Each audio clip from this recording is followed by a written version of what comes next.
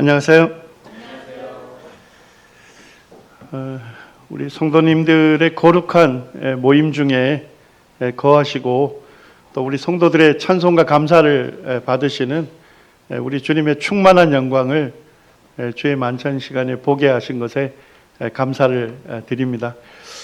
명주리가 나와서 하연자매하고 인사를 하는데 우리 김진무 형제님 벌써 눈에 그 눈시울이 제가 살짝 봤더니까 귀하게 또 길러주시고 또 주님 안에서 잘 성장한 자매를 또 저희 가정에 보내주신 것에 감사한 마음이 있습니다. 제가 아주 오래전에 그 평택중앙교회 그 복음집회 강사로 제가 초청받아 온 적이 있습니다. 그때 문형재님 집에서 제가 아마 머물면서 우리 자매님으로부터 사랑의 접대를 받은 적이 있습니다. 다시 이제 주님께서 사랑하시는 또 우리 형제자매들 만나 뵙고 또 주님 안에서 교제할 수 있는 기회를 주신 것에 감사를 드립니다.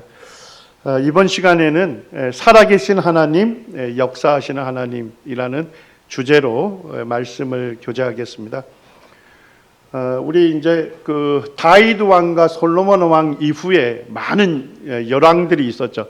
많은 왕들이 있었는데 그 왕들 중에서 성경에 가장 많은 분량 기록된 왕이 누굴까요? 솔로몬 왕 이후에 히스기야 왕입니다.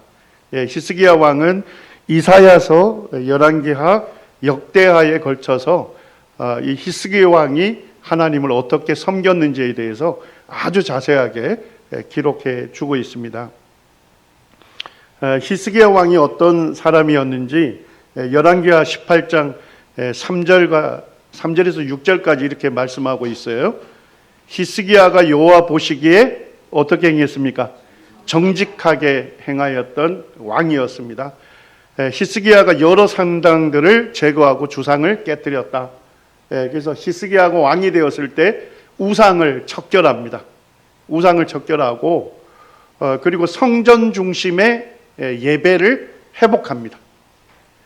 히스기야 왕이 즉위하기 전에는 이 유월절 절기를 지키지 않았는데 히스기야 왕이 즉위하자마자 유월절 절기를 회복하는 일을 합니다. 5절에 보게 되니까 히스기야가 이스라엘의 하나님 여호와를 의지하였다 이렇게 되어 있습니다. 그리고 6절에 보니까 그가 여호와께 연합하였다 이렇게 되어 있습니다. 이 연합하다는 말이 완전히 두 개가 하나로 붙어서 바짝 붙어가지고 하나가 되다 이런 의미를 갖고 있습니다. 우리 나무 두 조각이 있잖아요. 하나가 되게 하려면 어떻게 합니까? 본드, 악교를 붙여서 딱 하나로 만들 수 있잖아요. 이 히스기야 왕이 하나님과 연합된 자였다. 하나님께 완전히 달라붙어서 하나가 된 거예요. 하나님의 마음이 히스기야의 마음이었던 것입니다. 그리고 이제 히스기야는 하나님께서 명령하신 계명을 지켰던 그런 믿음의 사람이었습니다. 히스기야가 왕으로 통치할 때 그 당시 가장 그 강력한 제국이 어느 제국이었을까요? 히스기야가 왕으로 통치할 때 그 고대 근동에서 가장 강력한 제국이 있었습니다. 그 제국이 아수르 제국이죠. 그래서 이제 세계사에서는 아시리아 제국이라는데 아수르 제국이 굉장히 강성했습니다. 지금 요게 아수르 제국에 6명의 왕을 제가 순서대로 즉위 순서대로 기록을 해놨거든요. 자, 성경에 기록된 왕은 누굴까요? 이름으로 기록된 왕. 사네립 왕이 기록되어 있습니다. 또요.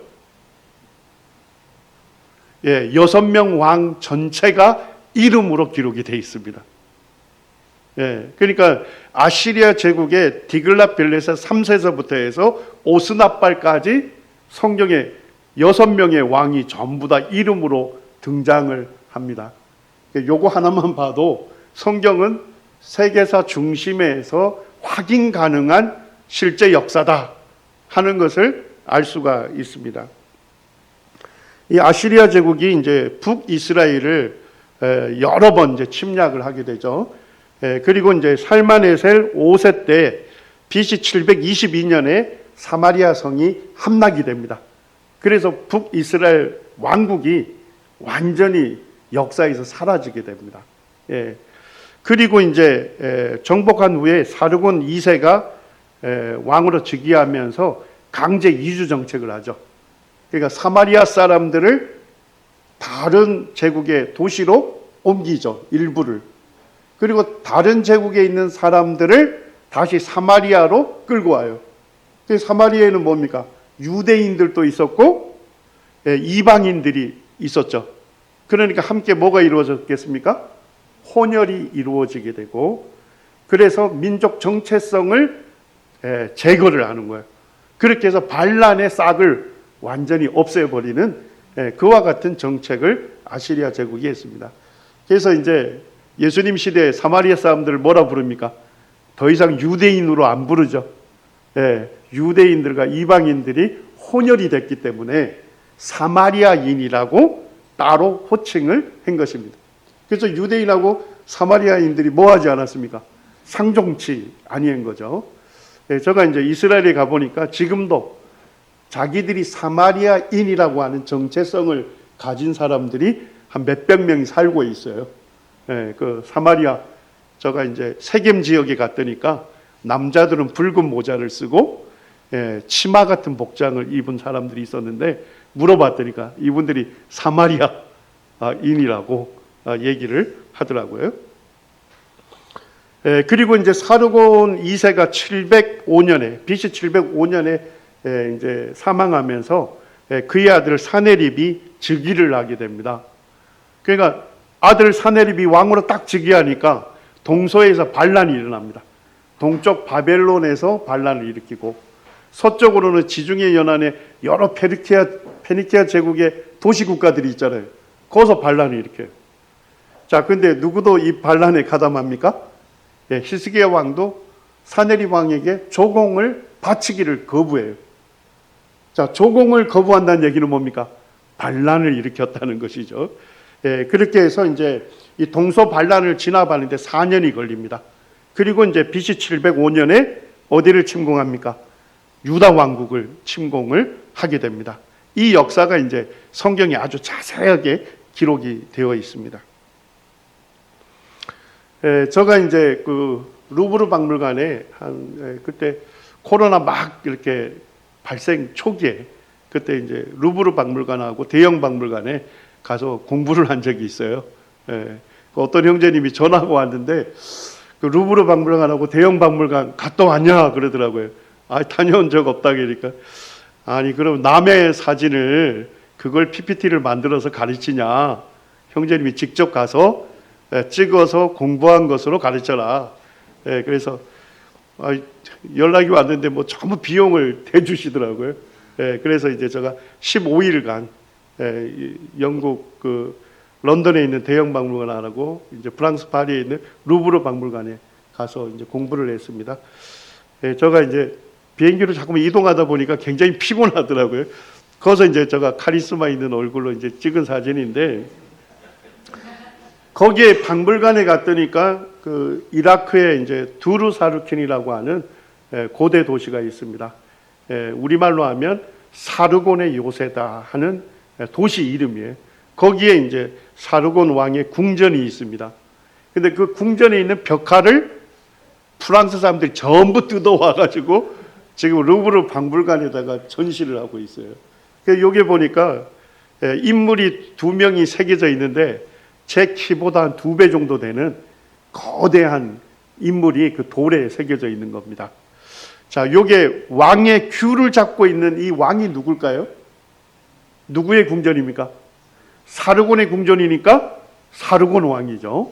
그래서 이사야 20장 1절에 보니까 아수르의 누가 나옵니까? 사르곤 왕. 이 인물이 직접 얼굴까지 새겨져 있는 거예요. 그리고 그 앞에 있는 왕세자가 있습니다. 왕세자가 누굴까요? 사네립입니다.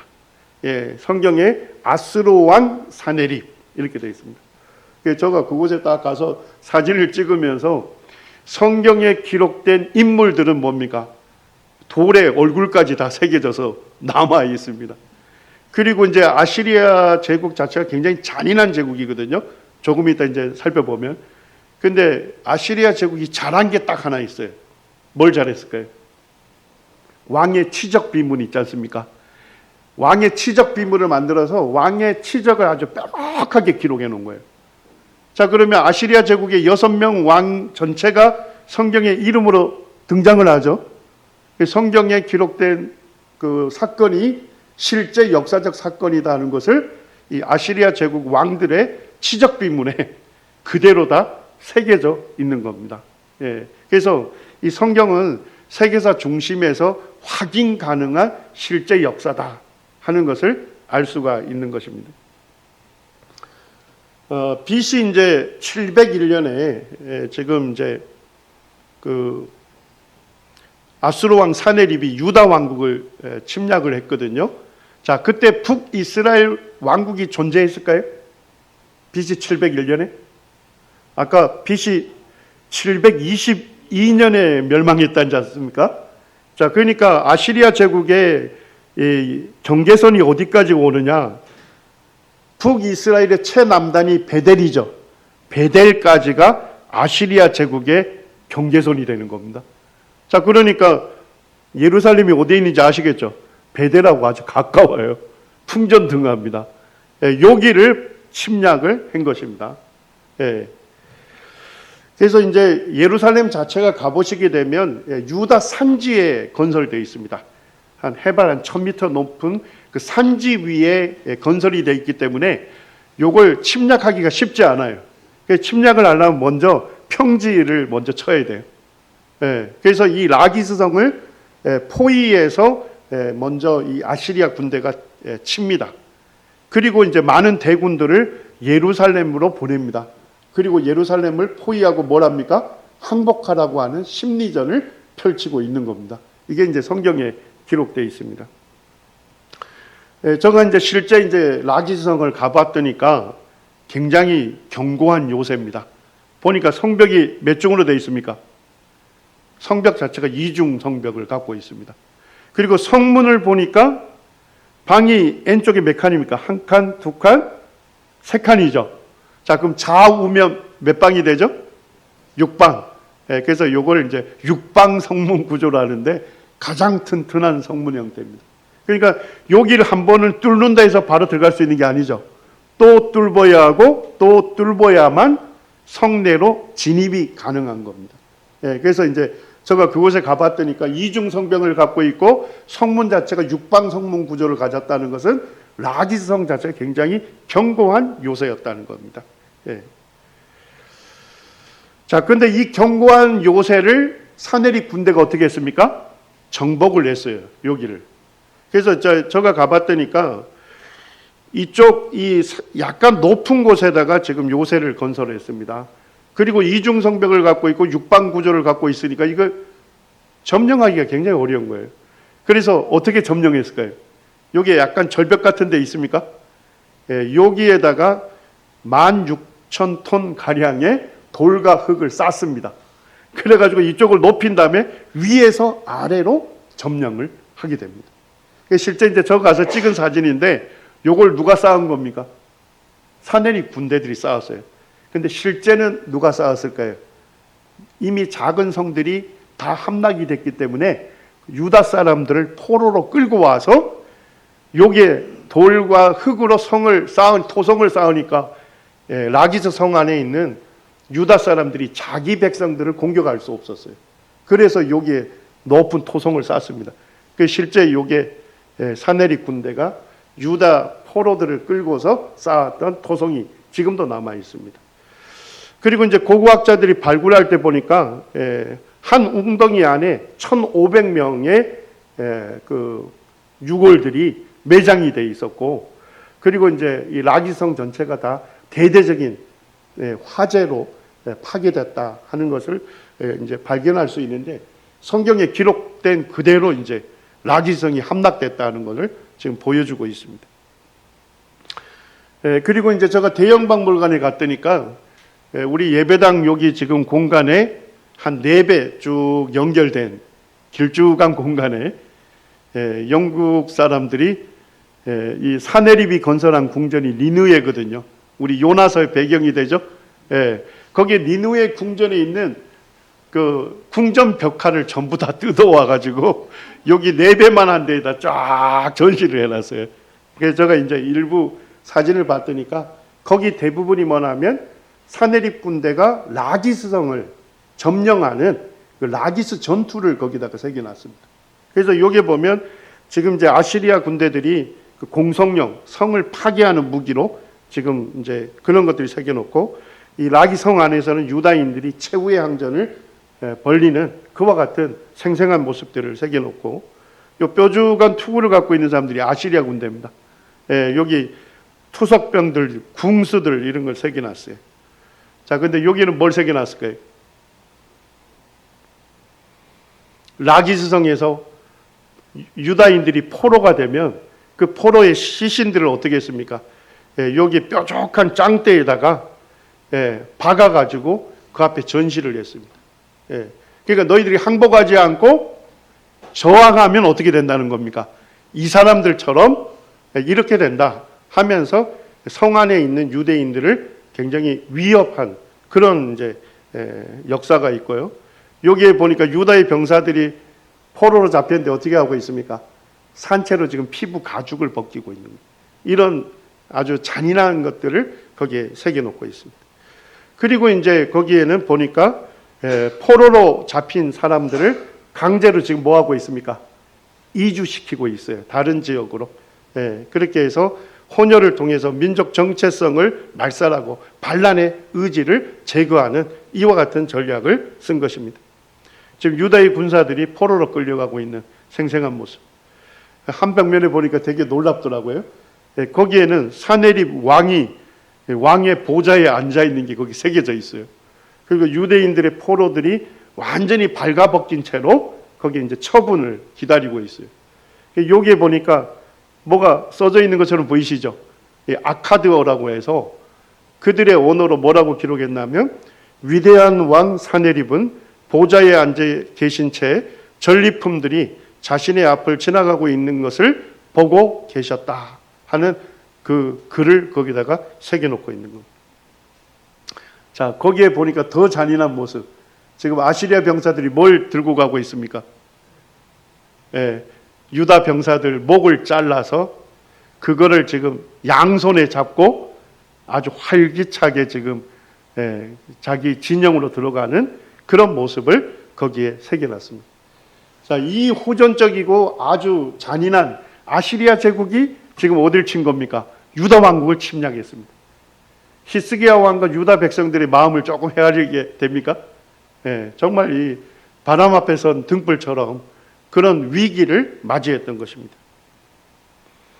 자, 이렇게 위기를 맞이했을 때 이 히스기야 왕이 두 가지를 합니다. 역대하 32장에 보니까 첫 번째 뭐랍니까? 성 밖에 모든 물의 근원을 뭐하죠? 막는. 그래서 이 아시리아 군대들이 예루살렘에 왔을 때 성 밖에 샘이 있으면 어떻게 됩니까? 물이 있으면 그들이 그 식수로 사용하고 장기간 머물게 될 거 아닙니까? 그래서 어떻게 했냐면 예루살렘 성 밖에 있는 물들의 근원을 막은 거예요. 그리고 이것을 성 안으로 끌어들이는 수로 공사를 합니다. 자, 두 번째 한 건 뭘까요? 무너진 성벽을 보수하는 일을 합니다. 이제 제가 거기에 예루살렘에 갔더니까 지금 여기가 기온 샘물입니다. 기온 샘물. 기온 샘물은 성 바로 밖에 있어요. 근데 이 히스기야와 유다 백성들이 뭘 했냐면 기온 샘물을 이렇게 밖에서 위장을 합니다. 위장을 해가지고 이 기온 샘물을 터널을 뚫어서 성 안에 있는 실로암 못 아시죠? 실로암 못까지 끌어들이는 수로 공사를 해요. 자, 근데 이게 흙을 뚫어서 터널을 만든 게 아니라 강한 석회암, 돌을 손도끼로 깨가지고 533m나 되는 긴 수로를 만든 거예요. 자, 이거 시간이 많이 걸리겠죠? 자, 그러니까 어떻게 했을까요? 시간 단축하려고. 양쪽에서 파고 들어갔어요. 양쪽에서 파고 들어갔는데 중앙에서 딱 들어맞은 거예요. 개통이 된 거예요. 그러니까 지금도 토목건축공학적으로 어떻게 2700년 전에 이와 같이 할 수 있었는가, 이거에 대해서 굉장히 놀라워한다 하더라고요. 그리고 물은 높은 데서 어디로 흐릅니까? 낮은 데로 흐르잖아요. 근데 요 고도가 너무 심하면 물소리가 크게 들릴 거 아니에요. 그러니까 예루살렘 성 밖에 있는 적군들이 들을 수 있다는 거죠. 그래서 어떻게 했냐면 기온 샘물에서 실로암 목까지 높이가 불과 30cm 정도 차이 나게, 물이 아주 잔잔하게 흘러서 실로암 목까지 들어가도록 이렇게 건설을 한 것입니다. 여기가 이제 히스기야 터널 들어가는 입구입니다. 저가 이제 여기 수직 갱구가 있어요. 그 갱구로 이제 들어가게 되면 지금 여기가 지금 여기 보시면 샘물이 뿜어 올라오는 게 보입니까? 여기가 기온 샘물 자리입니다. 제가 이제 미리 고고학자들이 쓴 책을 공부했더니까 기온 샘물이 뿜어 오르는 시간이 정해져 있답니다. 근데 제가 마침 들어갔을 때 이 기온 샘물이 뿜어오는 시기였어요. 그래서 제가 딱 쓰니까 바지가 들썩일 정도로 샘물이 솟구쳐 올라요. 여기가 이제 기온 샘물입니다. 여기서부터 이제 제가 수로 안으로 들어갔습니다. 수로 이제 보면 제가 뭐 좀 아담하고 표준키잖아요. 평택중앙교회에서는 명함을 내밀기가 좀 어렵긴 합니다만, 제 머리가 이제 닿는 구간도 있고, 지금 이제 섰을 때 거의 닿을랑 말랑하죠. 그리고 이제 제가 몸이 좀 풍채가 있지 않습니까? 여기 보면 똑바로 서지 못할 정도로 옆으로 가야 할 구간도 있고, 또 좀 높은 구간도 있습니다. 그래서 열왕기하 20장 20절에 보니까 히스기야의 남은 사적과 그의 모든 업적과 저수지와 뭐가 나옵니까? 수도를 만들어 물을 성 안으로 끌어들인 일은 유다 왕 역대지략에 기록되지 아니했느냐, 이렇게 되어 있습니다. 저는 맨 처음에 수도 하니까 우리 물을 하는데, 이게 사실은 물수자에다 길도자지 않습니까? 물을 끌어들이는 길, 오늘날로 번역하면 수로. 그래서 히스기야 왕이 실제 수로를 건설한 것이 역대지략에 기록이 되어 있고, 그것이 어디에 기록이 되어 있습니까? 이 성경에 기록되어 있고, 실제 이제 우리 성도님들 예루살렘에 가시면 이 히스기야가 건설한 수로를 걸을 수 있습니다. 제가 이제 그 안에서 찍은 사진입니다.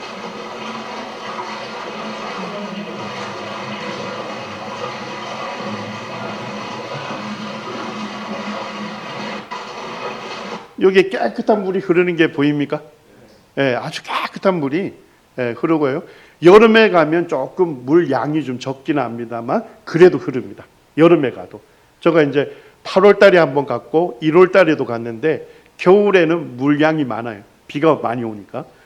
그런데 한여름 2023년 제가 8월에 갔다 왔는데 한여름에 갔는데도 여전히 이 기온 샘물이 히스기야 터널을 통해서 지금도 흐르고 있습니다. 몇 년째 흐르고 있는 겁니까? 몇 년째? 2700년 동안 흐르고 있는 거예요. 그리고 이제 양쪽에서 파고 들어갔다 했지 않습니까? 그리고 이제 중앙에서 이게 개통이 됐어요. 그때 이제 히스기야 왕이 그때의 감동을 거기에 비문에다 새겨놨어요. 요게 이제 실로암 비문이라고 해서 히스기야 왕이 이제 고대 히브리어로 여기에다가 그 감동을 쫙 기록을 해놨어요. 밑에 보니까 번역을 해보니까 이런 내용입니다. 양쪽에서 서로 파고 들어갔다. 그리고 3규빗 정도 남았을 때 반대쪽에서 서로를 부르는 목소리가 들렸다. 벽에 틈을 만들었다. 그리고 터널이 맞들렸고 돌 깨는 사람들이 돌을 팠고 도끼와 도끼가 부딪혔다. 그리고 물은 샘으로부터, 어떤 샘이죠? 기혼 샘으로부터 목까지, 어느 못입니까? 실로암 목까지 1200규빗을 흘러 들어갔다.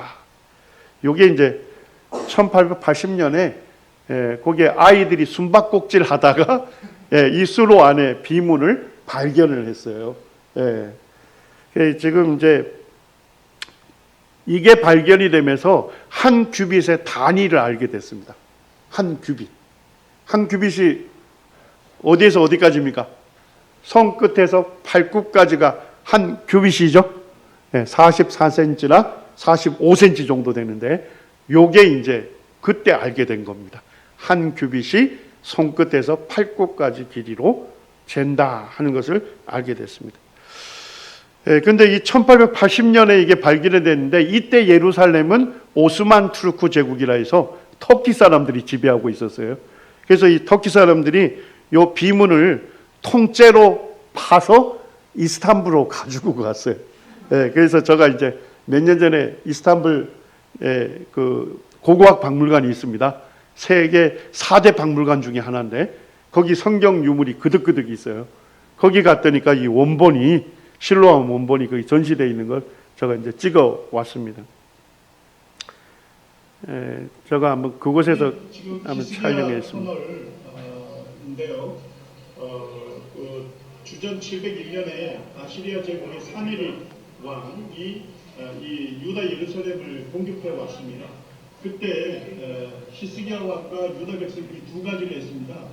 하나는 허물어진 성벽을 다시 재건하는 거였고, 또 하나는 성 밖에 있었던 기온 샘물을 그들이 사용하지 못하도록 이 수로를 닦아서 실로암 연못까지 끌어들이는 수로 공사를 했습니다. 그때 시간이 없었기 때문에 양쪽에서 동시에 뚫고 들어오다가 중간에서 만나게 됐죠. 그때의 그 감동을 이 비문에다가 고대 히브리어로 기록을 한 것입니다. 주전 701년에 이 공사가 됐으니까요. 지금 이 밑에 흐르고 있는 이 물이 지금 2700년 동안 흐르고 있는 것입니다. 그러니까 성경에 기록된 것이 역사적인 사실이라는 것을 증명해주는 그와 같은 살아있는 증거죠. 또 하나는 뭐냐면 이 아시리아 제국이 워낙 잔인하고 아주 공격적인 그런 제국이었기 때문에 이 유다의 백성들은 굉장히 그때 위협을 느끼고 있었습니다. 그렇지만 히스기야 왕이 전적으로 하나님만을 의지했고, 또 선지자 이사야는 이 성경을 펼쳐서 하나님께서 자신들을, 하나님의 백성을 지켜달라고 하는 간절한 기도를 드리게 됩니다. 하나님께서 이 기도를 들으시고 그들을 퇴치하시고 자기 백성을 보호하셨던 살아계신 하나님을 알 수 있는 현장입니다. 지금 이거는 지금 그 짝퉁이고요. 실제는 여기에 지금 원래 새겨놨던 이것이 하여져 있습니다. 이것이 이제 그 터키가 여기를 지배할 때, 오스만 투르크 제국이 지배할 때 발견이 됐기 때문에 이것들을 파가지고 이스탄불에 가져갔습니다. 그래서 제가 작년에 이스탄불 고고학 박물관에서 이 증품을 보게 됐습니다. 살아계신 하나님이 나의 하나님이신 것을 인해 감사와 찬양을 드립니다. 그리고 이제 예전에 이제 제가 처음 갔을 때는 여기가 이제 실로암 못이다 이렇게 했거든요. 터널 나오자마자. 이제 더 발굴을 했더니까 여기도 수로였고요. 조금 가게 되면 실로암 연못 자리가 나와요. 못 자리가. 근데 지금 이게 흙이 엄청나게 많이 있죠. 2023년에 갔더니까 지금 고고학자들이 발굴을 시작했어요. 그래서 우리가 이제 연못이라고 하는데 연못은 아니고 풀입니다. 말 그대로 저수지. 그래서 이제 그 요세푸스라고 하는 유대 그 역사가가 쓴 고대사를 읽어보게 되면 유월절 절기 있지 않습니까? 자, 유월절 절기를 지키려면 유대인 남성들이 유대 전역에서 어디로 와야 합니까? 예루살렘에 와서 성전에서 제사 지내야 하잖아요. 자, 근데 유대인들은 제사 지내기 전에 뭐부터 하죠? 정결 예식을 합니다. 물을 깨끗한 물로 몸을 씻잖아요. 그러니까 유대 전역에서 남성들이 왔으니 어마어마한 숫자들이 모였겠죠.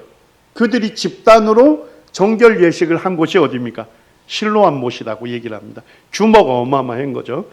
그래서 이제 제가 2023년에 갔을 때는 이제 고고학자들이 이제 한 겹 한 겹 벗겨내면서 거기에 있는 이제 작은 토기 뭐 이런 것들까지 다 이렇게 번호를 매겨가면서 발굴을 하고 있더라고요.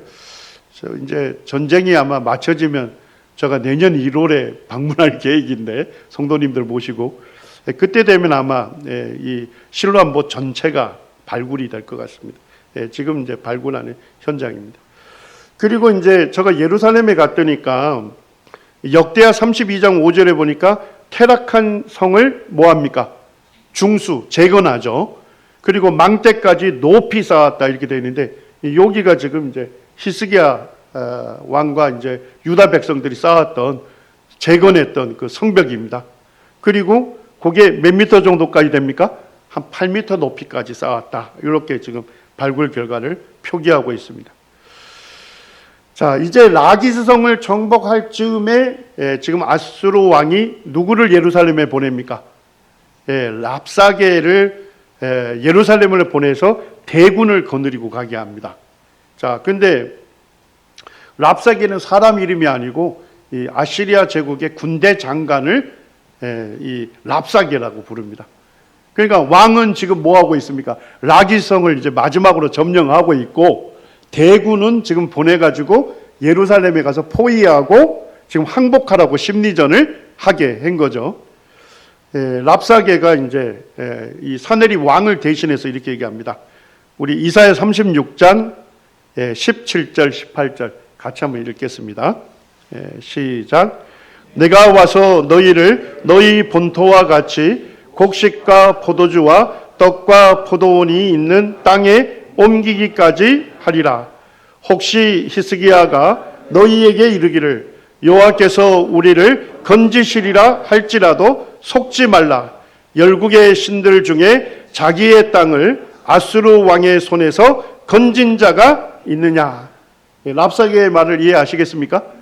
유대인들, 예루살렘 성 안에 있는 유대인들을 너희 본토와 같이 곡식과 포도주와 떡과 포도원이 있는 땅에 뭐 하겠다고요? 옮기기까지 하겠다. 강제 이주 정책을 이 사람들은 썼거든요. 예루살렘에 있는 유대인들이 항복하면 너희들을 다른 도시에 여기 유대 땅처럼 기름진 곳으로 너희들을 옮기겠다. 이렇게 얘기를 하죠. 그러면서 히스기야가 여호와께서 우리를 건지시리라고 너희들에게 얘기하는데 속지 말아라. 왜 속지 말아라 합니까? 지금까지 아시리아 제국이 뭐죠? 페니케 제국의 다른 도시 국가들을 전부 다 점령했잖아요. 아시리아 제국의 왕들에 의해서 다 점령됐는데 그리고 어디까지도 점령됐습니까? 북이스라엘도 점령됐는데 유다 왕국도 점령될 것이다. 그러니까 왕의 말을 듣지 마라. 왕에게 속지 마라 하는 그런 심리전을 합니다. 자, 이렇게 심리전을 하니까 히스기야 왕이 어떻게 합니까? 자기들의 고위 관리 엘리야김과 세나와 요아를 지금 뭘로 보냅니까? 협상 테이블에 보냅니다. 그러면서 뭐라고 합니까? 유다 관리들이 유다 방언으로 말하지 마소서 제발 이렇게 얘기합니다. 지금 뭘로 지금 심리전하고 있는 거예요? 유대인들이 자기들이 쓰는 언어로 아시리아 병사들이 지금 뭐예요? 유다의 말로 지금 하니까 유다 백성들이 안에서 엄청난 위협을 느끼고 있었던 거예요. 자, 그러니까 계속 랍사게가 뭐랍니까? 항복하라고 위협을 하는 것입니다. 자, 이런 상황에서 히스기야 왕이 어떻게 했을까요? 이제 뭐 예루살렘이 점령되는 거는 불을 뻗을 뻔한 거예요, 지금. 그냥 예루살렘 성은 이제 정복 당할 수밖에 없어요. 자, 그런데 예루살렘 성 안에 있는 히스기야 왕과 유다 백성들은 지금 어떻게 하고 있습니까? 히스기야 왕이 듣고 자기 옷을 찢고 자기의 그 애통한 심정을 하나님 앞에 표현하고 있는 거예요. 그러면서 뭘 입습니까? 굵은 베옷을 입었다는 것은 유대인들은 언제 굵은 베옷을 입죠? 자기 죄를 자복하고 회개할 때. 맨 처음에 사네립이 왔을 때는 히스기야 왕이 뭐 했을까요? 협상을 먼저 합니다. 뭐예요? 성전에 있는 금들이 있잖아요. 그거 전부 뜯어가지고 협상을 해요. 하나님을 전적으로 의지하지 아니하고 금으로 협상을 하려고 했어요. 그러니까 지금 히스기야 왕이 어떻게 합니까? 굵은 베옷을 입고 여호와의 전에 갔다. 자기의 죄를 자복하면서 지금 회개하고 있는 거예요. 그러면서 어떻게 합니까? 자기 고위 관리들을 누구에게 보내죠? 당시의 선지자가 이사야였습니다. 이사야에게로 보냅니다. 자, 그러니까 이사야가 하나님의 말씀을 받아가지고 지금 서신을 써가지고 히스기야 왕에게 보내주고 있는 것입니다. 자, 뭐라고 합니까? 여호와께서 이같이 말씀하시되 뭐하지 말라고요? 두려워하지 말라 하면서 하나님께서 구체적으로 두 가지 약속을 합니다.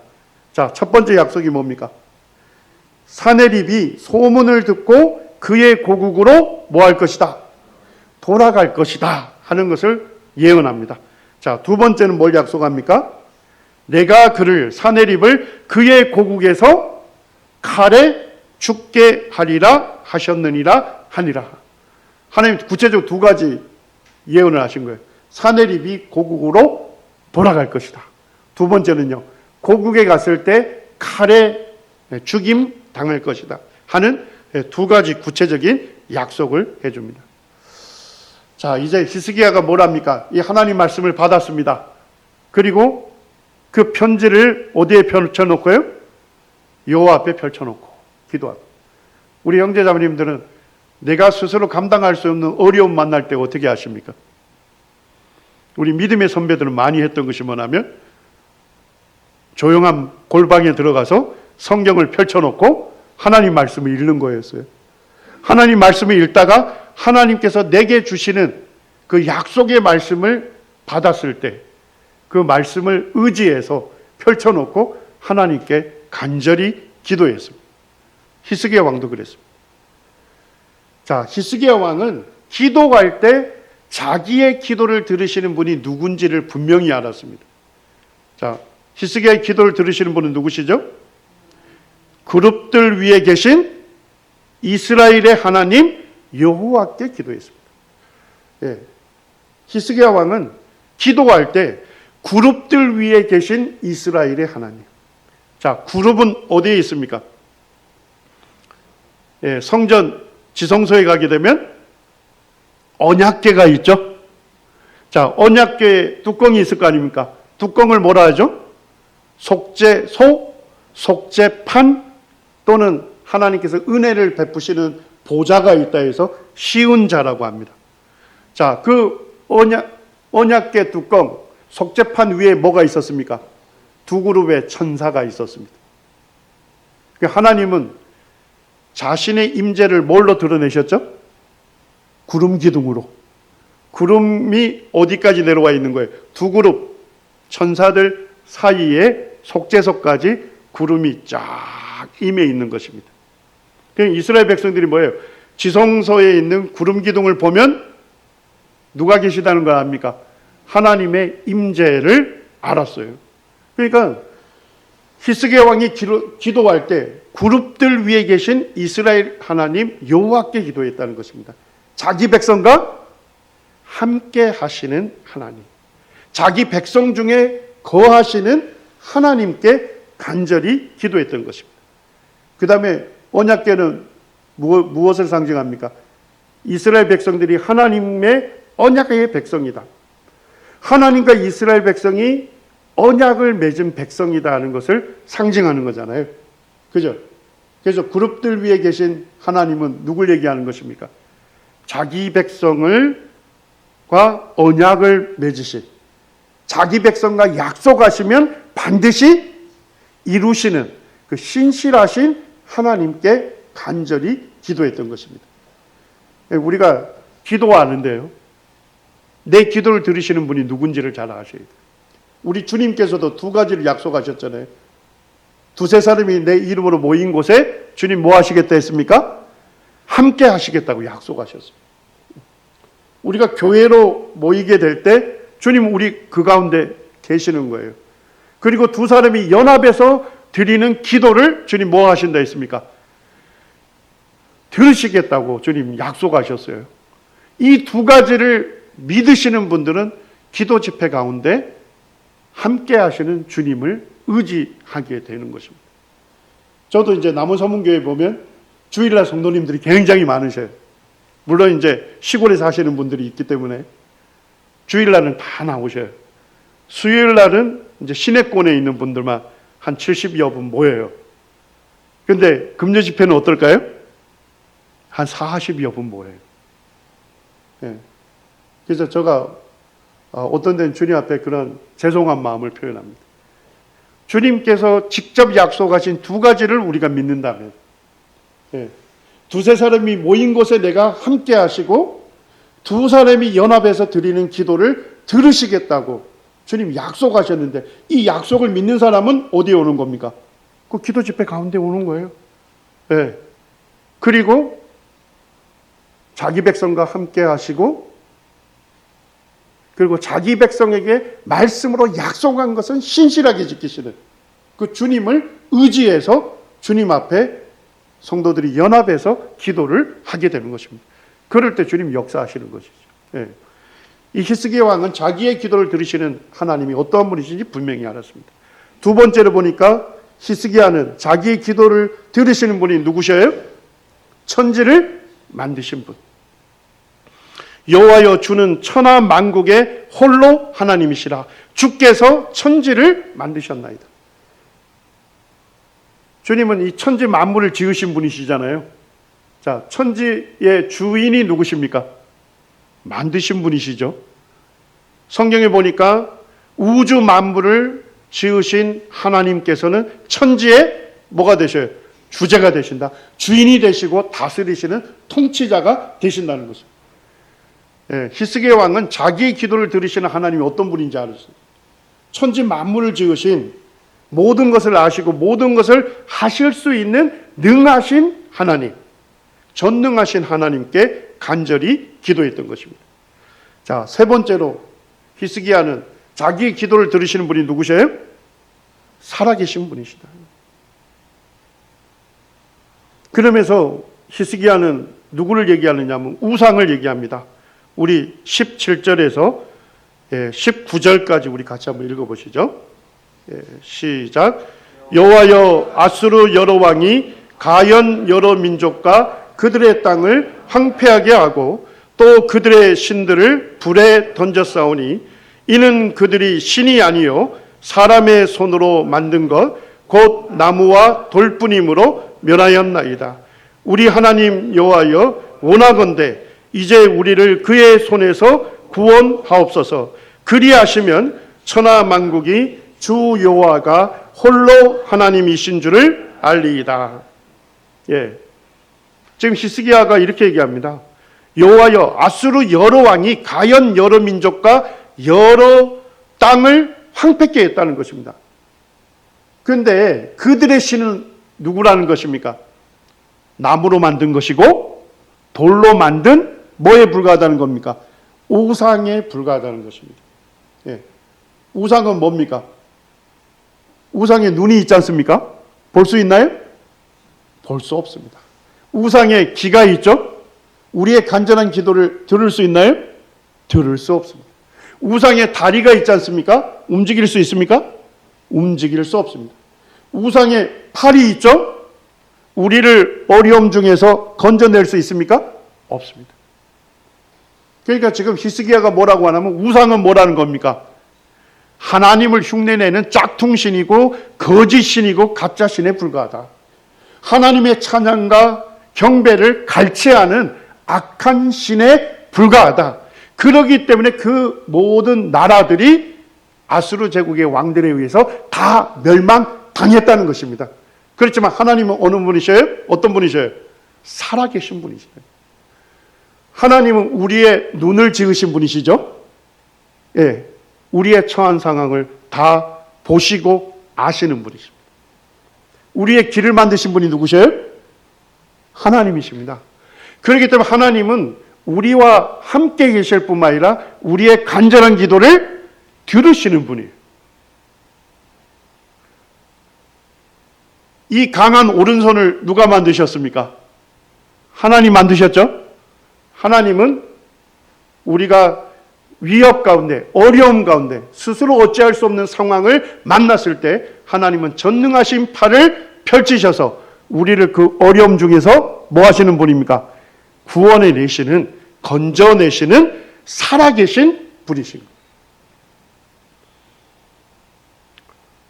제가 이제 대학에서 그 보건학부의 학부장을 맡은 적이 있습니다. 직책을 맡았어요. 한 번은 총장님이 전부 학부장들을 소집했어요. 갔는데 보니까 자세하게 좀 얘기를 들어보니까 이제 국가에서 학생들에게 주라고 하는 국가 장학금을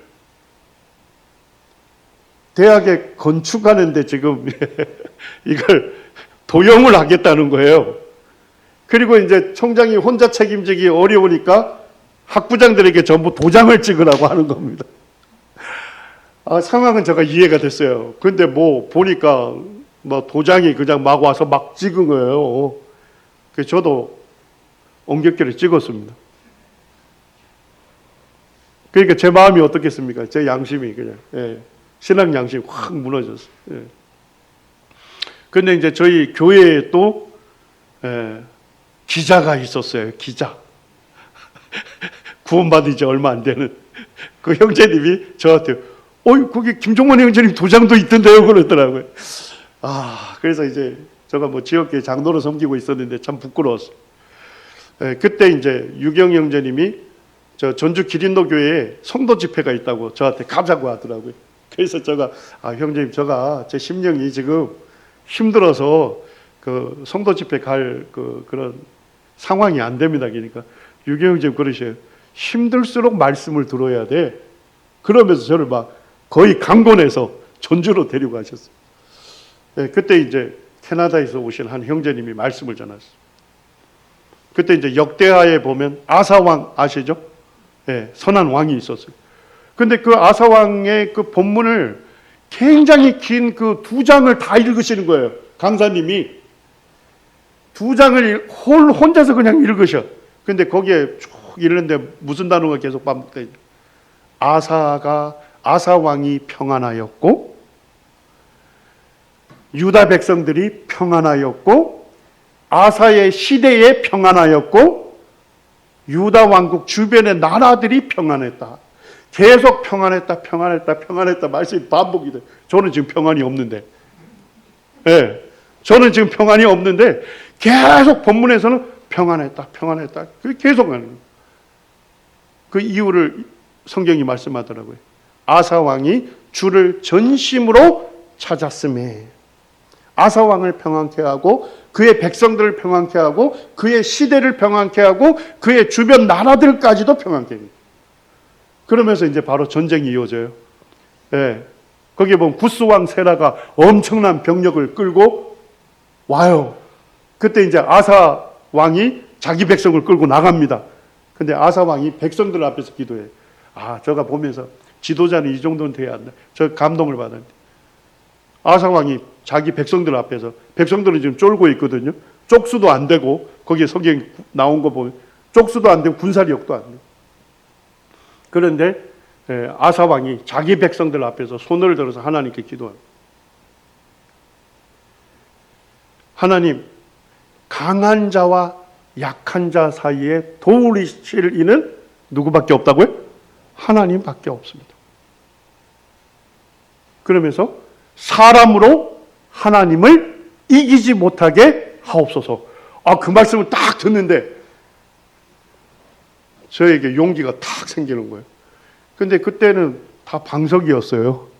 방석.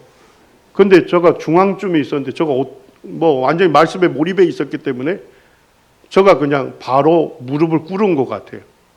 그리고 제 죄를 회개했습니다. 제 죄를 회개하고 제가 사표를 내겠다고 결정했어요. 그리고 이제 형제님 차를 타고 남원으로 오는데 그냥 그 1시간 기간이 제 심령에 그냥 평안이 막 충만한 거예요. 그리고 인간 총장이 두렵지가 않아요. 그래서 제가 사직서를 썼습니다. 그 다음날. 그리고 이제 교무처장한테 가서 총장님 만날 수 있도록 해달라니까 선배님이신데 왜 그러냐 그러니까 이런 일이 있어서 내 신앙 양심상 학생들에게 장학금 주라는 그 장학금을 학교 건물 짓는데 도용할 수는 없다. 나 사직서 내겠다. 그렇게 하니까 이제 사직서 가져왔냐고 하더라고요. 자기가 전달하겠다는 거예요. 딱 받고서는 찢어내더라고요. 없는 걸로. 그래서 제가 다시 연구실에 또 썼습니다. 요번에는 그냥 총장님 방으로 바로 직행 사인 써내고, 제가 하나님을 섬기는 사람인데, 이것은 제가 찍은 그 도장은 하나님 앞에 제가 죄를 지은 거기 때문에 더 이상 여기 대학에서 근무하지 못하겠습니다. 그리고 이제 나왔습니다. 그리고 이제 뭐 소문이 쫙 퍼졌어요. 이제 김종화 교수는 이제 잘릴 것이다.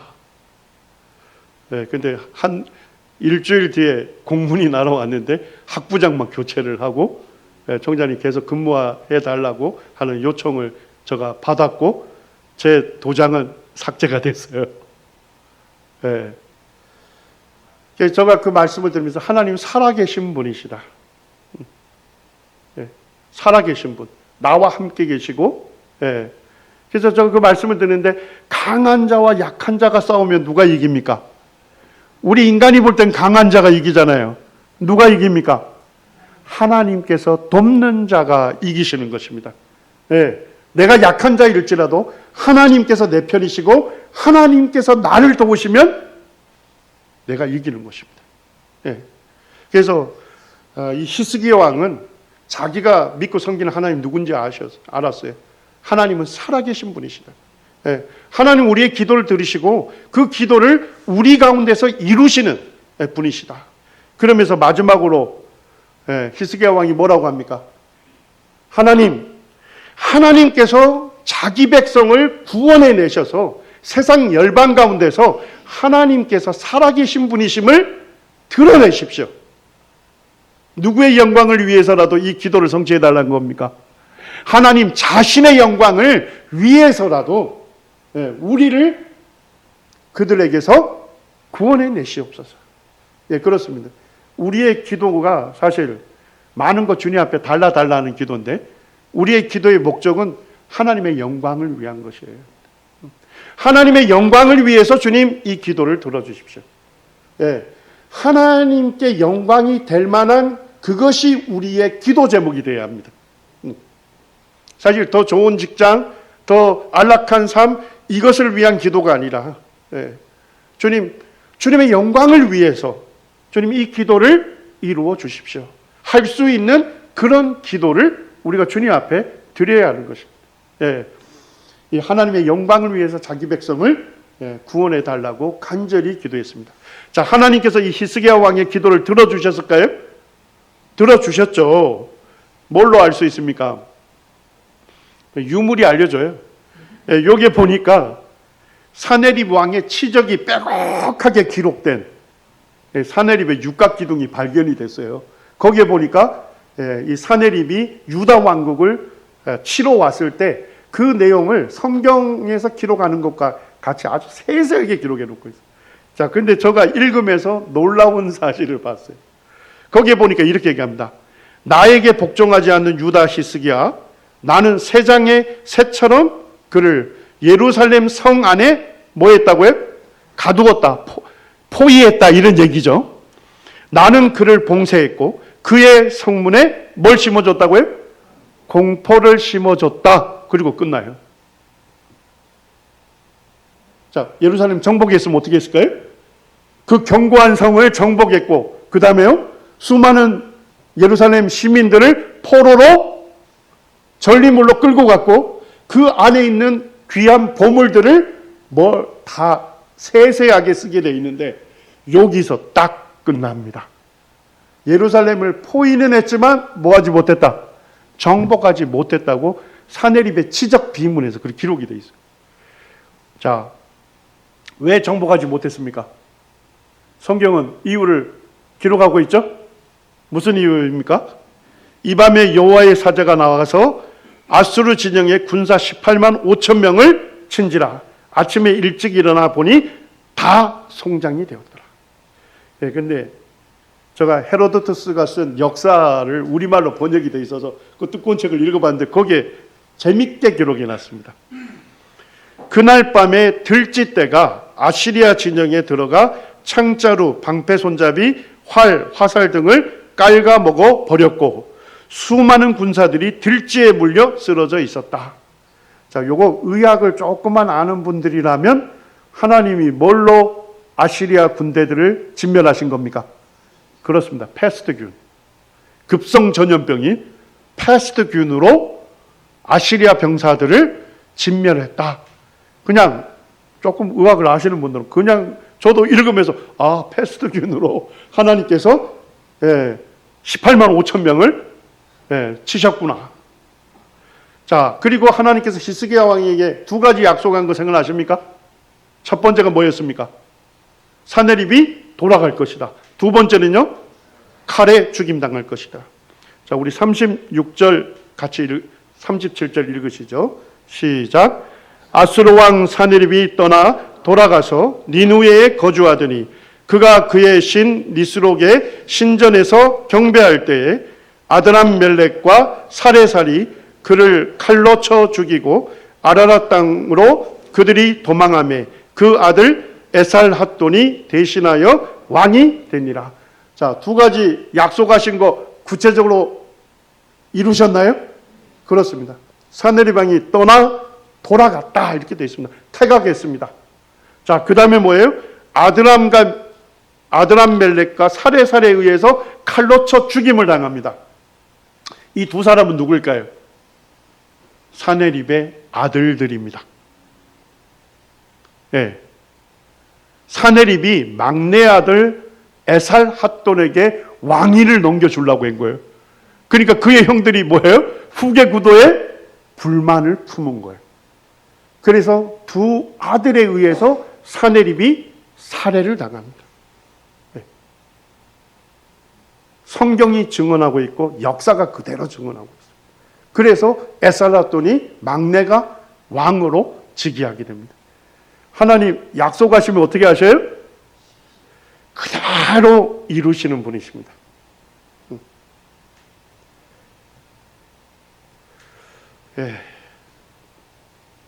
여기가 예루살렘입니다. 예루살렘.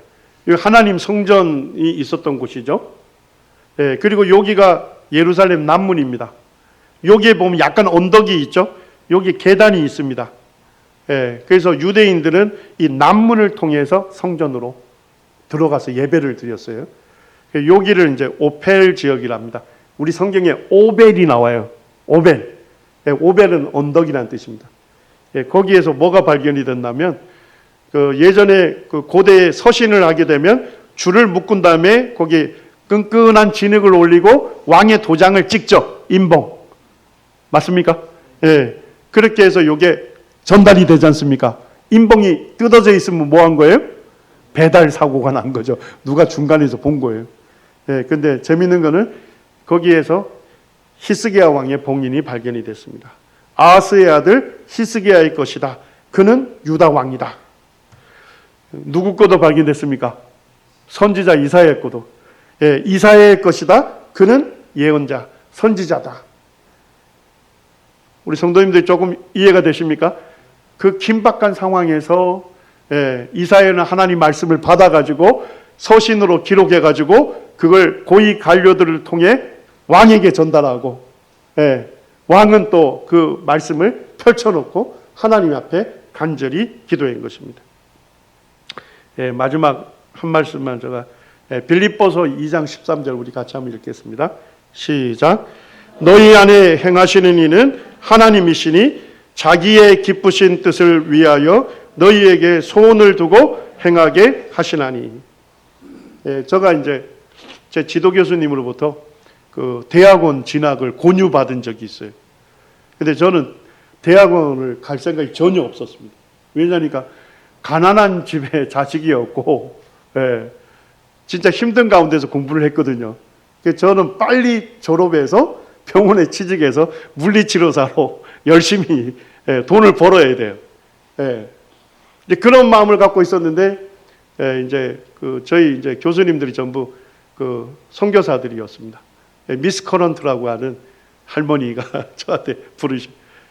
너 대학원 가라. 아니 저 대학원 갈 그 생각을 한 번도 한 적이 없습니다. 왜 저를 대학원 보내시랍니까? 너는 보니까 발표할 때 보니까 가르치는 그 재주가 있고 또 하나는 후배들에게 맨날 복음 전하니까 너가 대학원 가서 교수가 되면 젊은 학생들에게 영향력 있게 복음을 전할 것이다. 그렇게 얘기를 하죠. 그래서 저는 뭐 주님 앞에 기도한 적이 없잖아요. 그래서 제가 가겠다는 말씀은 못 드리고 기도했습니다.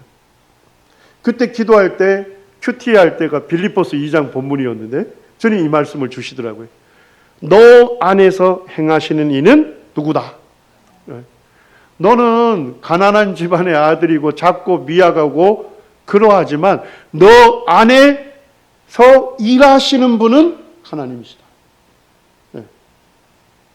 참으로 크고 위대하신 하나님이 제 안에 거하실 뿐만 아니라 제 안에서 행하신다는 거예요. 이 말씀을 듣는데 저의 연약함이 싹 사라지더라고요.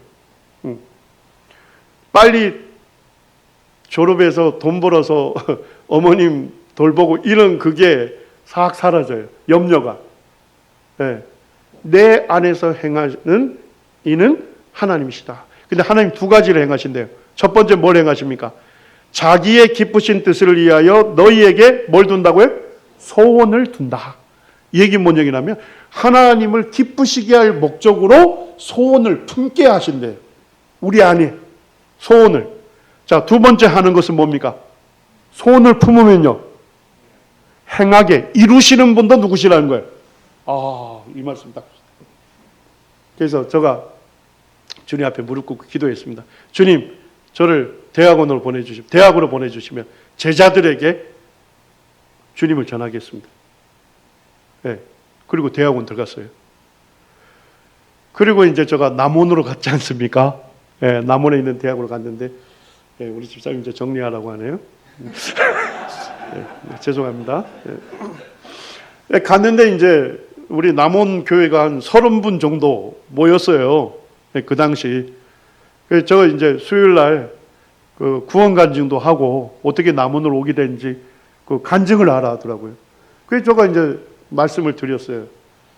제가 제 지도교수로부터 교수님으로부터 대학원 진학 의뢰를 받고 주님께서 빌립보서 2장 13절 말씀을 주셔서 제가 대학원에 진학했고 또 주님께서 이 말씀을 또 신실하게 이루셔서 저를 이 대학으로 인도하셨습니다. 그래서 제가 이제 해야 할 일은 교회의 기도와 동력으로 제자들에게 복음을 전하는 것입니다. 그리고 이제 내려왔어요. 그랬더니 성도님들이 제 주변에 둥글게 쓰셔. 남원 이 깡시골에 저 대학이 세워진 거예요.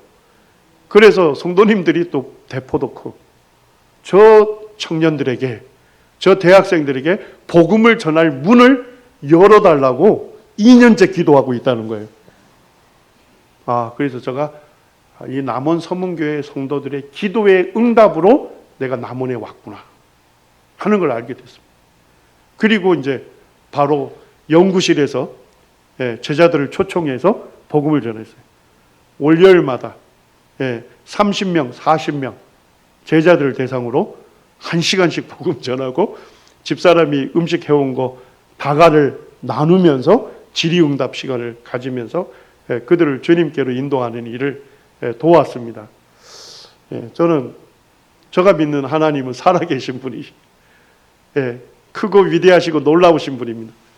제 삶 속에 제 안에 거하시고 하나님을 기쁘시게 할 목적으로 소원을 품게 하시고 그 품기만 하면 그 소원을 제 삶 속에서 이루시는 그 살아계신 하나님, 그 좋으신 하나님을 제가 지금까지 이렇게 믿고 섬기면서 제 마음에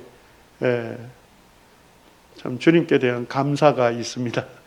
지금 한 40년 주님을 섬겨오면서 제 삶 속에서 살아계신 주님께서 제 삶 속에서 이루어 가셨던 그 일들을 지금도 생각하면서 앞으로의 삶도 주님께서 그렇게 이루어 가시리라 기대하고 기도하고 소망을 합니다. 우리 모든 성도님들이 우리 가운데 살아계신 그 하나님을 의지하고 그분의 영광을 위해서 살아가시게 되기를 원합니다. 감사합니다.